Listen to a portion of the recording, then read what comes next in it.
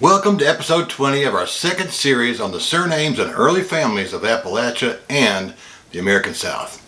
If you're new to the channel, I try to mix in a bit of family histories and trivia along with the origin and meaning of the surnames to provide a context and to show that while we might be patriotic Americans, we share cultural traits with long dead people who helped forge the land of the free and a home of the brave. I hope you'll join me. Number 1. Turner. If Turner's your surname and you travel to France, you might just find some distant cousins, and I mean extremely distant for most people. They spell your name T-O, well, you can see it right there. And that form derives from tournée or tournament champion. However, for most people living in the South or Appalachia, their name was introduced into the Isles by French-speaking Normans in the 11th century. We've talked about them quite a bit here on the Vanntage Point. It was an occupational name for a lathe worker. Families named Turner appear in the Scottish records dating back to 1382. In Ireland, Edward MacLeod claims that Turner could be of Scottish or English origin. Families named Turner have been on the Emerald Isle since the 1400s or the 15th century. According to the Turner family papers housed in the library of the College of William and Mary in Virginia, which was founded in 1693, boy, that's one of the oldest universities in the Western Hemisphere, a line of Turner has been living in Virginia since 1778. However, author Gwen Boyer Bjorkman, I think that's how you pronounce it, Bjorkman, that's a Scandinavian name, like Bjorn Borg, remember him, played tennis? Anyway, Bjorken claims that the earliest people with the surname in Virginia were William, James, and Edward Turner. They appear in colonial Virginia records in 1747. There were Turners living in South Carolina by the 1760s. Clearly, this antebellum name has deep roots that go back to medieval France. Number 2, Davidson, or Davison. Davidson, like Davis, has been one of the most requested surnames that I've received here on the Vanntage Point. I'm glad that we've finally gotten to it. Unless you just returned from an intergalactic trip, you will likely know that David is a Hebrew name that was made famous by the ancient King David. Davidson is hence linguistically a Hebrew and Anglo family name that was given to a person who was the son of David. Davison is a diminutive form of Davidson and seems to be mostly found in Scotland or of Scottish origin. You should note that these family names have been in Scotland for centuries, dating back to 1219. In Ireland, MacLeod claims that the family is numerous in Ulster and is of Scottish derivation. With respect to their presence in the South, or Appalachia, before the Civil War, you can read about them in the Davidson family papers that are housed in the J. Murray Atkins Library at the University of North Carolina at Charlotte. These papers primarily document the Davidson family connected to the rural hill plantation in northern Mecklenburg County. That's a significant place, as we're going to find out in just a second. The founder of this Scots-Irish line of Davidson was John Davidson, who arrived in the area in 1751. Just outside of Charlotte in North Carolina is a small suburban town of Davidson. That's the home of Davidson College. It was founded by Presbyterians in 1837. The town and college were named after a local man named William Lee Davidson, who was born in 1746 and died in 1781. He served as a brigadier general in the American Revolution in the Continental Army. Now, if you're a Davidson, you could easily claim a Scottish, English, or Ulster Scots or Scotch-Irish ethnicity. At the end of the day, you'll need a paper trail to determine the origin of your line. But if you're from the South, I would venture to say that there's a good chance that your ancestors came from Scotland. Number 3, Stum. As I began researching this family name, I happily remembered that Jarrett Stum, a backup quarterback for the Denver Broncos, who actually was a starting quarterback for Auburn University, was born in Corbin, Kentucky, a small town that I happily called home for almost a decade.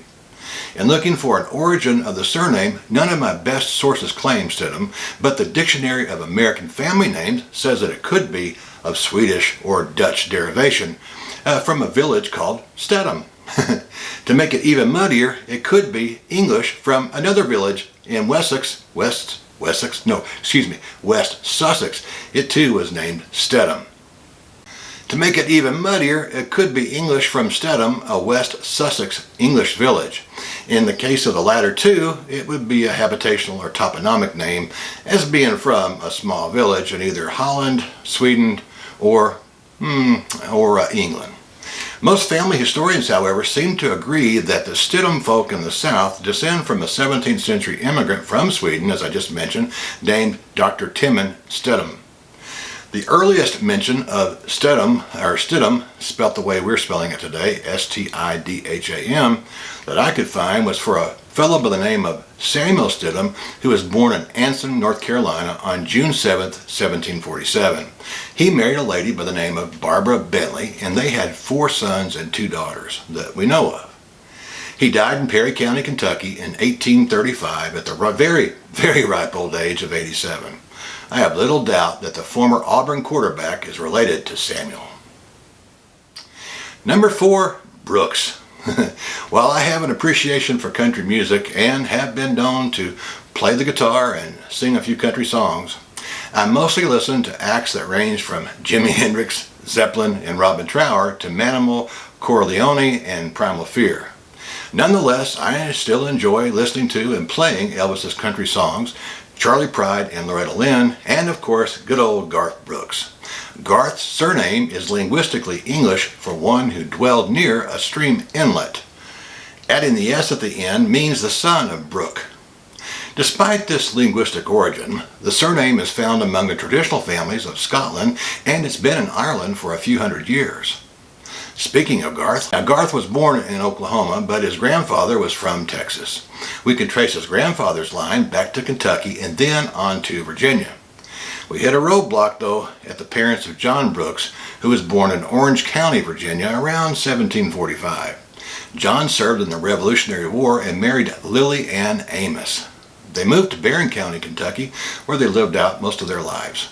John passed away in 1815 and is buried in Horse Cave, Kentucky.